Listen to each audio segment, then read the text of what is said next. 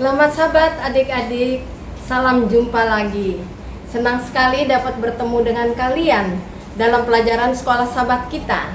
Sebelum kita belajar dari firman ini, baiklah kita berdoa. Allah yang Maha Pengasih, terima kasih untuk hari Sabat, di mana kami dapat belajar firman Tuhan yang akan menuntun kami lebih dekat kepadamu. Biarlah Roh Suci memberikan pengertian dan menuntun kami kepada jalan yang benar. Berkati anak-anak sekolah Sabat boleh menjadi anak-anak Tuhan. Dalam nama Yesus kami berdoa. Amin. Adik-adik, pelajaran sekolah Sabat kita tentang pahlawan doa. Siapa pahlawan doa itu? Nah, hari ini pahlawan doa kita adalah Salomo. Dalam pelajaran hari ini, ayat hafalan kita terdapat pada Lukas 11 ayat 1. Apa katanya? Tuhan, ajarlah kami berdoa. Nah, sahabat, lalu kita sudah belajar bagaimana Musa memberikan perintah kepada bangsa Israel untuk mendirikan Ka'bah. Kali ini Ka'bah itu bukan dari kain, tetapi dari batu-batu yang mahal yang dipahat dengan begitu rapi, dan dari emas melapisi segalanya. Sebenarnya Daudlah yang berencana untuk membangun, tetapi anaknya Salomo lah yang diperintahkan Allah untuk mendirikannya. 7 tahun lamanya barulah Ka'bah itu diselesaikan. Ukuran Ka'bah itu panjangnya 60 hasta, lebarnya 20 hasta, tingginya 30 hasta. Salomo memanggil raja dari Libanon.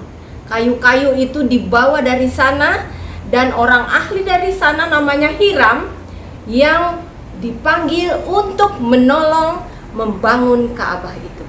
Jadi adik-adik, luar biasa.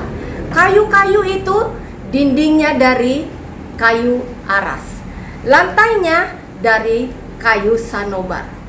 Dan setelah selesai Ka'bah itu dalam 7 tahun, sekarang Salomo memanggil pemimpin-pemimpin, bahkan raja-raja di sekeliling kerajaannya, untuk turut hadir bersama-sama dengan bangsanya, orang Lewi dan imam-imam lainnya di dalam perkumpulan itu. Salomo mendirikan sebuah mimbar panjang lebar 5 hasta dan tingginya 3 hasta. Di sanalah dia mulai meminta Tuhan untuk memberkatinya. Dia adalah pahlawan doa, dan doanya seperti ini: Tuhan, Engkaulah yang menciptakan langit dan bumi. Sebenarnya Tuhan, Engkau tidak layak untuk tinggal di tempat ini, tidak cukup baik untuk Engkau. Tetapi Tuhan, apabila umat-umat-Mu datang kemari, berdoa kepadamu untuk mendapat kelepasan, apabila mereka terpukul kalah karena mereka berdosa dan datang ke tempat ini, tolonglah dengar doa mereka.